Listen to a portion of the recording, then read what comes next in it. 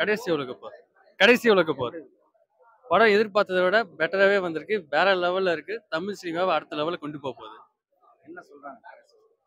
கடைசி உலக போர் ஒன்று நடந்தா இதுக்காக தான் நடக்கும் அப்படின்றதுக்காக ஒரு படம் தான் இது. இன்னும் பார்ட் 2க்காக வெயிட் பண்ணுங்க. இதோட பெட்டராகவே இருக்கும். அவர் டேரக்ஷன் கம்ப்ளீட்டாக வந்து ரொம்ப டிஃப்ரெண்ட்.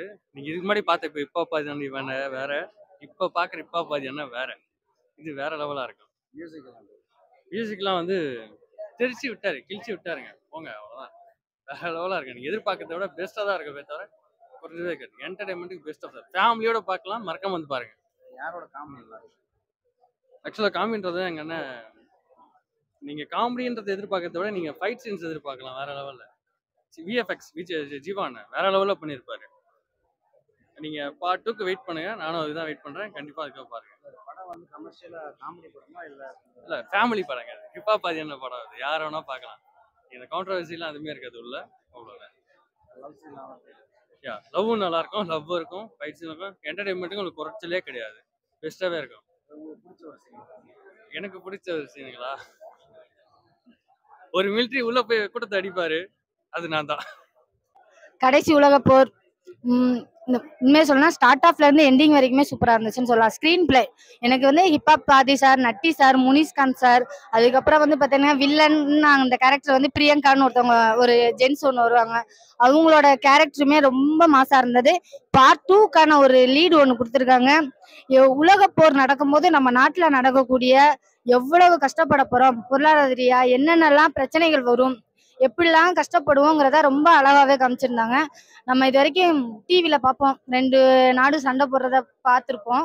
பட் நம்ம நாட்டுக்கு வந்தா நம்ம என்னென்னலாம் சந்திக்கணுங்கிற விஷயத்த அழகாவே சூப்பராகவே சொன்னாங்க. உண்மையிலே ஸ்க்ரீன்ல பார்க்கும்போது அந்த last ending building, Chepauk stadium, எங்க போனாலும் சேப்பாக்கம் ஸ்டேடியம் வந்துடுறா அப்படிங்கிற மாதிரி அந்த பில்டிங்கை இதை பண்ணும்போதா இருக்கட்டும், எல்லா விஷயங்களுமே அவ்வளோ மாசா இருந்தது.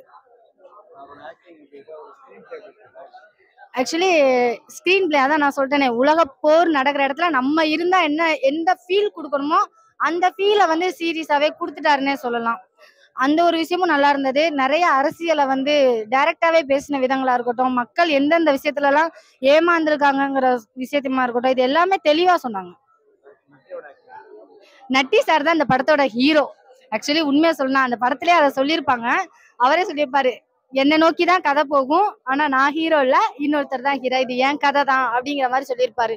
அந்த ஒரு விஷயம் வந்து ரொம்ப நல்லா இருந்தது. ஏன்னா அவரோட வாய்ஸ் ஆல்ரெடி அவர் வந்து ஆசை, பேராசை, திருட்டு, இது எல்லாத்துலயுமே மூழ்கி போன ஒரு மனுஷங்கிற மாதிரிதான் நம்மளுக்குள்ள ஒரு உணர்வை கொடுத்து வச்சிருக்காரு. அந்த உணர்வை வந்து ஈஸியா இதுல கேட்ச் பண்ணிட்டாருன்னே சொல்லலாம். காமெடி ரொம்ப அதிகமா தான் நீங்க எதிர்பார்க்க முடியாது. ஹிப்ஹாப் பாதி சாங் படம்னாலே நம்ம நினைக்கிறது காமெடி, லவ், ஃப்ரெண்ட்ஷிப், அதுதான் ஃப்ரெண்ட்ஷிப் இருக்கும். ஆனா வந்துட்டு பாத்தீங்கன்னா லவ்வும் ஓவரா இருக்காது, காமெடியும் ஓவரா இருக்காது. ஓவராலா கதைக்கு என்ன தேவை, இது கடைசி உலக போருக்கு நடக்கக்கூடிய அந்த நிமிடங்களை வந்து ரொம்ப அழகாவே காமிச்சிருப்பாங்க. மலையில வாழும் போது நம்ம எவ்வளவு சந்தோஷமா வாழ்ந்தோங்கிறதையும் அழகா காமிச்சிருப்பாங்க. இது கடைசி உலக போர் படம் பார்த்துட்டு வரேன். படம் பார்த்தீங்கன்னா ஒரு 2028 நடக்கக்கூடிய ஒரு விஷயம் தான். அதில் வந்து இருக்கிற பாலிடிக்ஸு, அதுக்கப்புறம் மிலிட்ரி விஷயங்கள், ஒரு அடுத்த ஒரு உலக போருக்கான விஷயங்கள் எல்லாம் பேஸ் பண்ணி தான் அந்த படம் போயிட்டு இருக்கு. படம் பார்த்தீங்கன்னா ஃபர்ஸ்ட் ஹாஃப் ரொம்ப சூப்பராக இருக்கு. ஃபர்ஸ்ட் ஹாஃப் வந்து இன்டர்வல் முடிகிற வரைக்கும் எப்படி போச்சுன்னு தெரியல, அந்த அளவுக்கு நல்லா கிரிப்பிங்காக சூப்பராக இருக்கு. செகண்ட் ஹாஃப் ஆனால் படம் உட்காந்துருச்சு. செகண்ட் ஹாஃப் வந்து டேரக்டரால அதே பேஸ வந்து கன்டினியூ பண்ண முடியல. ஃபர்ஸ்ட் ஹாஃப்ல தனித்தனியாக இருந்த ஒரு கேரக்டர்ஸ் எல்லாமே கொஞ்சம் ஒன்று சேர மாதிரி வருது. அப்புறம் நிறைய ட்விஸ்ட் அண்ட் டர்ன்ஸ் ட்ரை பண்ணியிருக்காரு. பட் அது வந்து சரியா ஒர்க் அவுட் ஆகல. அப்புறம் நட்டிக்கு வந்து ரொம்ப நல்ல ஒரு கேரக்டரு. அவர் சதுரங்க வேட்டைக்கு அப்புறம் இப்படி ஒரு பவர்ஃபுல்லான கேரக்டர் இப்போ தான் பண்ணுறாரு. கொஞ்சம் அந்த கேரக்டர் ஞாபகப்படுத்துது. பட் இந்த படத்தை வந்து நிறைய இடத்துல அவர் தான் ஒரு வாய்ஸ் ஓவர் வச்சு தூக்கிட்டு போறாரு. அதே மாதிரி படத்தில் கொஞ்சம் வயலன்ஸ் கொஞ்சம் ஹெவியாக இருக்குது.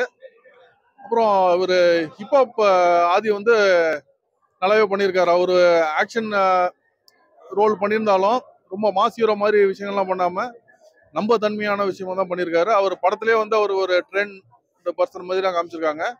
அதை வச்சு அந்த ஃபைட்டு பார்க்கும்போது நம்புற மாதிரி தான் இருக்கு. நல்லா தான் இருந்துச்சு.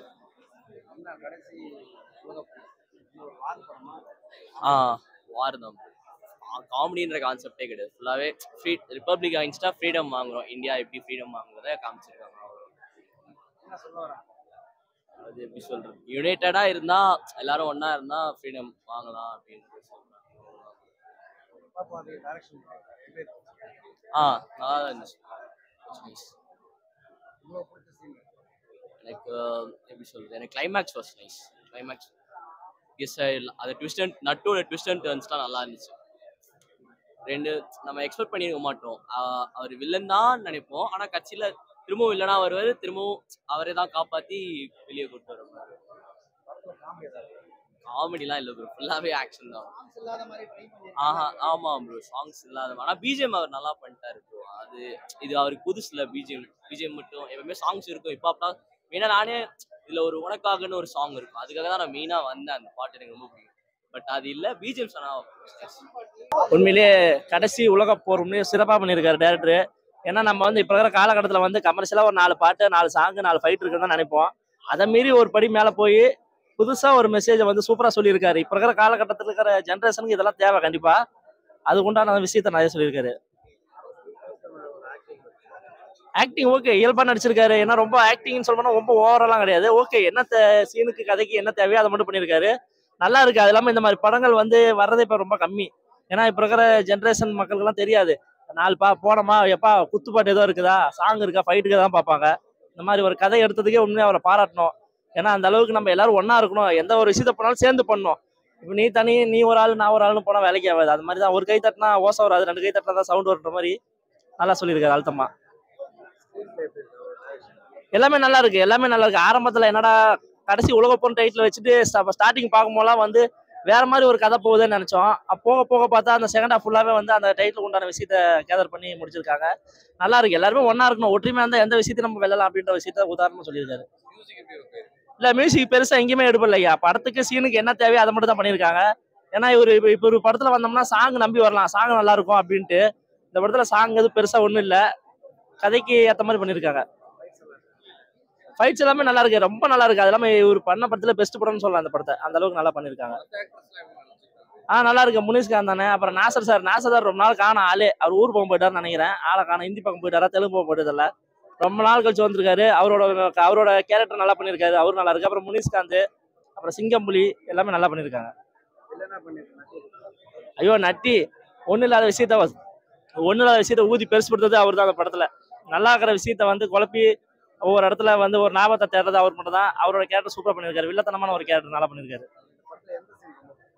எனக்கு சீன் போனா அந்த சாரா பண்ற சீன் தான். அவரோட அந்த ஆக்டிங், நான் ரிஷிகாந்த்னு சொல்லிட்டு ஒரு வர்ற சீன் எல்லாமே சிரிப்பா இருந்தது, ரொம்ப நல்லா இருந்தது அவரோட கேரக்டர். அது பெருசா எங்கேயுமே எடுப்பில்லையா. டிஎஃப்எக்ஸ்ல எங்கேயுமே எனக்கு தெரிஞ்சு படமா பார்க்கும்போது எதுவுமே பெருசா தெரிவிக்கல, நோட் பண்ண முடியல.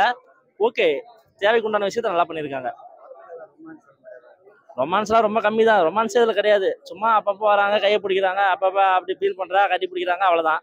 அதை இன்னும் கொஞ்சம் அதிகப்படுத்திருந்தா கொஞ்சம் எல்லா மக்களையும் கவர்ந்துருக்கலாம். அது இப்போ இருக்கிற யூத் ஜென்ரேஷனை கவர்ந்துருக்கலாம். ஓகே தான். 9 மார்க் கொடுக்கலாம் சார் கண்டிப்பாக. அந்த 10க்கு 9 கொடுக்கலாம். என்ன பெரியவங்களுக்குலாம் அது சுத்தமாக புரியாது. என்னடா அது இப்படி பாம்பு போட்டுனே இருக்கிறாங்கன்னு நினச்சிருப்பாங்க. நம்ம இருக்கிற இப்போ யூத் ஜென்ரேஷன் வந்து பார்க்கணும் இந்த மாதிரி படங்கள்லாம். கண்டிப்பாக அந்த அளவுக்கு நல்லா பண்ணியிருக்காங்க. படம் சூப்பராக இருந்துச்சு ப்ரோ. நான் எக்ஸ்பெக்ட் பண்ணதை விட படம் வந்து எனக்கு ஒரு டபுள் த டைம் வந்து என்னை சாட்டிஸ்ஃபை பண்ணியிருக்கு. நான் ஒரு விஷயம் எதிர்பார்த்துட்டு வந்தேன். ஃபஸ்ட் டைம் வந்து ப்ரொடியூஸும் பண்ணி டேரக்டும் பண்ணுறாங்க. அதை எப்படி ஹேண்டில் பண்ண போகிறாங்க, எல்லாம் ப்ரெஷராக இருக்கும். அதெல்லாம் தாண்டி படம் ஹிட்டு கொடுக்குமா ஹிட்டு கொடுக்காதா அதெல்லாம் மைண்டில் வச்சுக்காம அதுக்காக படம் பார்க்க வந்தேன். அவர் சொல்லியிருந்தாரு மொத்த சம்பாரிச்ச காசத்தையும் போட்டு படம் எடுக்கிறேன்னாரு. ஹிட்டானா ஹிட், இல்லைனா ஃப்ளாப் ஃபஸ்ட்லேருந்து ஆரம்பிப்புன்ற மாதிரி சொல்லியிருந்தேன். கண்டிப்பாக படம் ஃப்ளாப் ஆகாது, கண்டிப்பாக ஹிட்டு தான் ஆகும். அடுத்து இப்போ தமிழ் என்டர்டைன்மெண்ட்லேருந்து படங்கள் நிறைய எதிர்பார்க்கலான்ற ஒரு நம்பிக்கை வந்திருக்கு எனக்கு. படம் ஓவராலாக எனக்கு நான் எதிர்பார்த்த எல்லா எலமெண்ட்டுமே இருந்துச்சு. நான் சாட்டிஸ்ஃபை பண்ணியிருக்கேன். ஒரு சிஜி ஒர்க் வந்து தமிழ் சினிமாவில் எப்படி ஒரு சிஜி ஒர்க் பண்ண முடியுமா, அதாவது கம்மி பட்ஜெட்டில். இப்போ பெரிய பெரிய ப்ரொடக்ஷன் லைக்கா, சன் நெட்வொர்க் அவங்களாம் வந்து பெரிய பட்ஜெட் கொடுப்பாங்க. இவங்க ப்ரொடியூஸ் பண்ணி இவங்க கிட்ட இருக்க காசை வச்சு இவ்வளோ குவாலிட்டியில் ஒரு படம் விஎஃப்எக்ஸ் பண்ண முடியுமான்றது ரொம்ப ஆச்சரியமா இருந்துச்சு. ஆனால் இன்டர்வியூவில் சொல்லியிருந்தாரு, ஜீவானா எதுக்குன்னு தனியாக போஸ்ட் பண்ணியிருந்தாங்க. 2 இயர்ஸ் லண்டனில் போய் படிச்சுட்டு அவங்க படத்துக்கு விஎஃப்எக்ஸ் டைரக்டர் ஜீவானா தான். ஜீவானா விஎஃப்எக்ஸ் டைரக்டராக இருந்து சூப்பர்வைசராக இருந்து மியூசிக்கும் பண்ணி, ஆதி அண்ணா வந்து மியூசிக்கும் பண்ணி, டைரக்டும் பண்ணி, ப்ரொடியூஸும் பண்ணி, அவ்வளோ வேல்யூ ஈக்குவலாக ஹேண்டில் பண்ணி ஒரு டீமாக ஒர்க் பண்ணி ஒரு சூப்பரான அவுட்புட் கொடுத்துருக்காங்க. ரொம்ப எக்ஸாக்ட் இல்லை, நான் எக்ஸ்பெக்ட் பண்ணல. ஏன்னா வந்து எல்லா படத்தையும் எக்ஸ்பெக்ட் பண்ணி போனால் நம்ம ஏமாந்துருவோம். எக்ஸ்பெக்டேஷனே இல்லை. ஆதி அண்ணா மேலே ஒரு சின்ன நம்பிக்கை இருந்துச்சு. அண்ணா வந்து கொடுத்துருவாரு, ஏதோ ஒரு படம் அவுட் கொடுத்துருவாருன்ட்டு வந்தேன். அக்செப்ட் பண்ணதோட டபுள் டைம்ஸ். ரொம்ப என்ஜாய் பண்ணி பார்த்தேன்.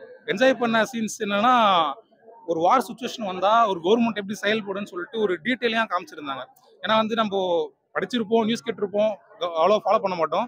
ஒரு வார் சீக்வன்ஸ் வந்ததுக்கப்புறம் அந்த சுச்சுவேஷன், அந்த கவர்மெண்ட் எப்படி ஹேண்டில் பண்ணும், என்னென்னலாம் நடக்கும், எந்தெந்த கண்ட்ரீஸ்க்குள்ள இவங்க என்னென்னலாம் எது ஹெல்ப் கேட்பாங்க, என்ன நடக்குன்ற அந்த சுச்சுவேஷன்லாம் பார்த்துட்டு எனக்கு ரொம்ப இன்ட்ரெஸ்ட் ஆகிட்டு அதை போய் தெரிஞ்சுக்கணுன்ற ஒரு ஆர்வம் வந்துச்சு எனக்கு. போய் அதை பற்றி பார்க்கலாமா அப்படின்னு இருக்கு. ஏன்னா அவ்வளோ சூப்பராக இருக்குது, அந்த சுச்சுவேஷன் சூப்பராக இருந்துச்சு. வார் சீக்வன்ஸ் சூப்பராக ஹேண்டில் பண்ணியிருந்தாங்க. ஸ்க்ரீன் பிளே செகண்ட் ஹாஃப்லாம் செம்ம ஸ்ட்ராங். எனக்கு அது ஒரு என்ன பண்ண போறாங்க, எப்படி வந்து இதுல இது பண்ண போறாங்கன்றது கம்ப்ளீட்டா சாட்டிஸ்ஃபைட். சூப்பரா இருந்துச்சு.